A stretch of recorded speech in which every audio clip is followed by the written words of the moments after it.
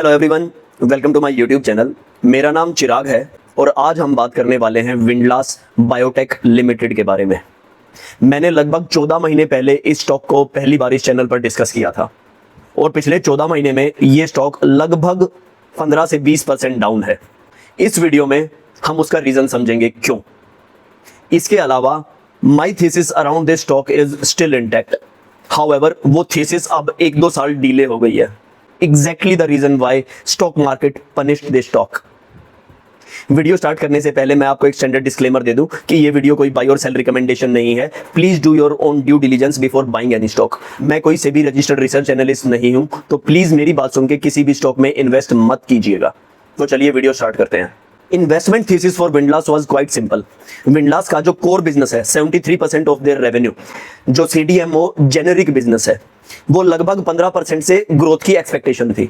इसके अलावा जो इनका ट्रेड जेनेरिक्स का बिजनेस था वो एक ग्रोथ ड्राइवर होने वाला था, वहां पर मैं 25-30% की ग्रोथ एक्सपेक्ट कर रहा था। इसके अलावा जो इनका हायर मार्जिन एक्सपोर्ट वाला बिजनेस था वहां पर भी मैं ओके इश ग्रोथ एक्सपेक्ट कर रहा था। पिछले 1 साल में विंडलास ने लगभग 20% ग्रो किया हमारी एक्सपेक्टेशन के हिसाब से, लेकिन जो सेगमेंटल ग्रोथ थी ना वो टोटली डिफरेंट थी। विंडलास की जो कोर सेगमेंट थी CDMO सेगमेंट, उसने सबसे अच्छी ग्रोथ दिखाई, उसने बहुत अच्छी ग्रोथ दिखाई। वहां पर लगभग वॉल्यूम ग्रोथ 20% के आसपास आई। क्यों आई?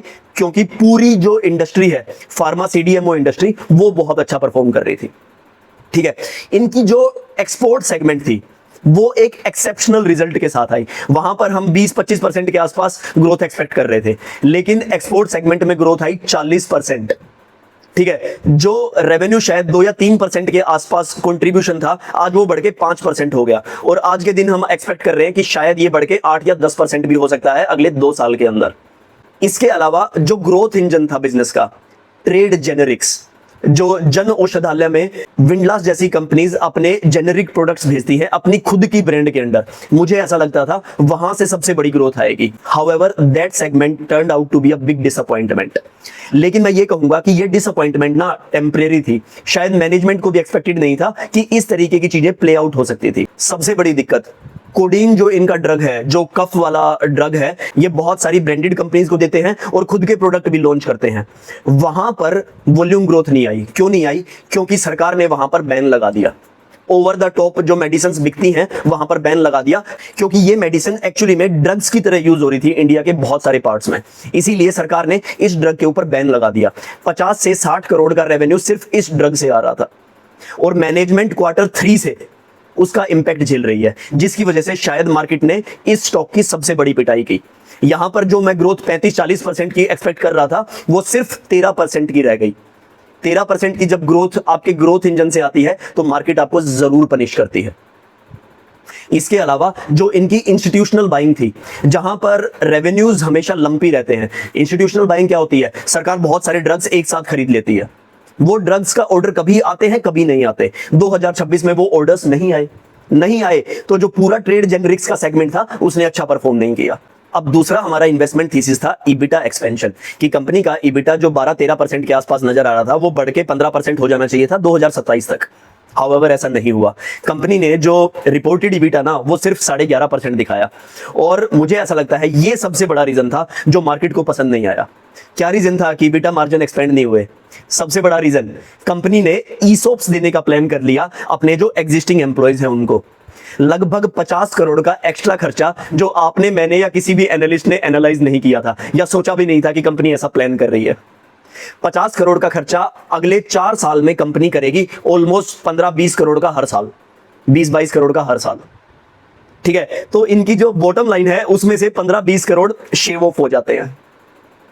सबसे बड़ी दिक्कत जो एनालिस्ट को लगी है ना, अगले 3 साल तक इनकी जो बॉटम लाइन है वो डिप्रेस रहेगी इस ESOP की वजह से। अगर हम ESOP को हटा देते हैं तो कंपनी के मार्जिन्स जो हैं वो बहुत बढ़िया थे, लगभग 13.8% के आसपास थे, जो शायद अगले साल 15% हो जाते अगर कंपनी ESOPs नहीं देती। इसके अलावा जो इनका इंजेक्टेबल्स का प्लांट था उसने भी उतना अच्छा रैंप अप नहीं किया जितनी हम एक्सपेक्टेशन कर रहे थे। रैंप अप वहां से बहुत अच्छा नहीं हुआ, जिसकी वजह से जो मार्जिन्स हल्के इंप्रूव होने थे वो नहीं हुए। हाउएवर जो कंपनी का एक्चुअल इन्वेस्टमेंट थीसिस था ना, मुझे ऐसा लगता है वो आज भी इंटैक्ट है। कंपनी के मार्जिन्स एक्सपेंड होने चाहिए, अगले 2 साल में होने चाहिए। 2027 में 15% हो जाने चाहिए थे, अब मुझे ऐसा लगता है 2029 तक होंगे। कंपनी की जो रेवेन्यू एक्सपेंशन है वो 20% से होनी चाहिए थी, मुझे ऐसा लगता है वो ग्रोथ कंटिन्यूड रहेगी, जिसकी वजह से मुझे ऐसा लगता है कि ओवरऑल कंपनी का जो इन्वेस्टमेंट थीसिस था ना वो आज भी इंटैक्ट है। डिलेड है लेकिन इंटैक्ट है। मैं ऐसा क्यों बोल रहा हूं? देखिए, ये जो ईसोप वाली बात है ना, ये एक टेम्परेरी फिनोमिनन है। आप ना मैनेजमेंट के इस तरीके के डिसीजंस को एक स्टॉक इन्वेस्टर की तरह नहीं बल्कि एक मैनेजमेंट की तरह देखो। वो मैनेजमेंट जिसको बिजनेस अगले 50 साल 100 साल तक चलाना है, उनका माइंडसेट क्या होता है? उनका माइंडसेट ये होता है कि टेम्परेरी पीरियड में बेशक हमें खर्चा पे करना पड़ जाए, अपने एम्प्लॉइज के ऊपर ज्यादा खर्चा करना पड़ जाए, लेकिन ये एम्प्लॉइज हमारा एक ट्रेजर है, इस ट्रेजर को हमें मेंटेन करके रखना है। तो मोस्ट ऑफ द मैनेजमेंट जो अपने बिजनेस को लेकर बहुत बहुत ज्यादा सीरियस होती है ना, तो वो हमेशा अपनी लॉन्ग टर्म ग्रोथ को एक प्रायोरिटी की तरह देखती है। तो ये जो ईसॉप्स वाला खर्चा है ना, मुझे ऐसा लगता है ये लॉन्ग टर्म ग्रोथ के लिए जरूरी था। हाँ, 2 साल के लिए हमें जो इसका नुकसान भुगतना पड़ेगा वो हमें आज के दिन में स्टॉक के अंदर भी नजर आ रहा है। इसके अलावा कंपनी के मार्जिन्स एक्सपेंड होने चाहिए। Injectables Aahista Aahista ramp up कर रहा है, कंपनी को ऑपरेटिंग लेवरेज का बेनिफिट होगा। प्लांट 6 के अंदर वहां पर खर्चा जो होना था वो बैक एंडेड है ना। नेक्स्ट ईयर से जो रेवेन्यूज हैं वो प्लांट 6 से आने लग जाएंगे। 2028 मुझे ऐसा लगता है प्लांट 6 के लिए बहुत बहुत अच्छा होगा, और इनफैक्ट ये पूरे बिजनेस के लिए 2028 मुझे ऐसा लगता है एक टर्न अराउंड पीरियड भी प्रूव हो सकता है, क्योंकि लगभग सारी जो चीजें हैं ना वो अलाइन कर रही हैं 2028 के लिए। ईसॉप्स कम हो जाएंगे, यानी बॉटम लाइन ज्यादा नजर आने लग जाएगी, मार्जिन्स बेटर लगने लग जाएंगे, क्योंकि प्लांट 6 की ऑपरेटिंग लेवरेज का बेनिफिट आपको FY27 के H2 से नजर आने लग जाएगा, लेकिन एक्चुअली में जो हाई ग्रोथ नजर आएगी वो आपको H2 FY28 तक नजर आएगी। ठीक है, उसके अलावा इंजेक्टेबल्स जो 100 करोड़ का रेवेन्यू, जो हाई इबिटा वाला रेवेन्यू हमें नजर आना था, वो भी शायद उसका बेनिफिट भी हमें शायद H2 FY28 तक बेटर हो पाएगा। समझे मेरी बात? तो मुझे ऐसा लगता है कि मैनेजमेंट की जो एक्चुअल कमेंट्री थी ना वो अभी भी इंटैक्ट है, और जो हमारी ग्रोथ थीसिस थी वो अभी भी इंटैक्ट है, लेकिन वो डिले हो गई है। इसके अलावा मैं वैल्यूएशन की बात करता हूं। वैल्यूएशन आज के दिन में स्टॉक लगभग 25 से 27 के मल्टीपल पर ट्रेड कर रहा है। कभी 25 का मल्टीपल चला जाता है, कभी 27x का मल्टीपल चला जाता है पीई रेशियो पर। पीई रेशियो एज अ 25 मुझे ऐसा लगता है फेयरली वैल्यूड स्टॉक है ये। जिस तरीके से यहां पर ग्रोथ आ रही है, 20% की हम ग्रोथ एक्सपेक्टेशन कर रहे हैं, हम इबिटा मार्जिन एक्सपेंशन भी एक्सपेक्ट कर रहे हैं। इसका मतलब ग्रोथ 20% प्लस होनी चाहिए, और कंपनी का पीई रेशियो लगभग 25, 26, 27 के आसपास है। तो हमें आज के दिन में स्टॉक फेयरली वैल्यूड नजर आ रहा है, लेकिन पिछले 6 महीने में कई बार स्टॉक लगभग 20-22 के पीई के आसपास भी गया है।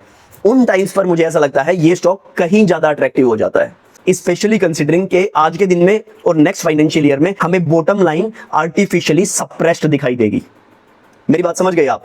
होपफुली आपको ये वीडियो बहुत अच्छा लगा होगा। इस वीडियो से आपको आइडिया हो गया होगा कि आज के दिन में विंडलास का बिजनेस कहां स्टैंड करता है। अगर आपको ये बिजनेस और अच्छी तरह समझना है तो आप फंडामेंटल वीडियो को एक बार जरूर देख लीजिएगा।